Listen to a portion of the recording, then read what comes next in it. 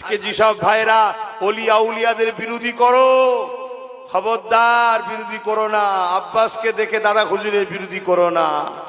দাদা হুজুরের জন্য লোক আমায় ভালোবাসে, আমার জন্য দাদা হুজুর নয়, দাদা হুজুরের জন্য আমি।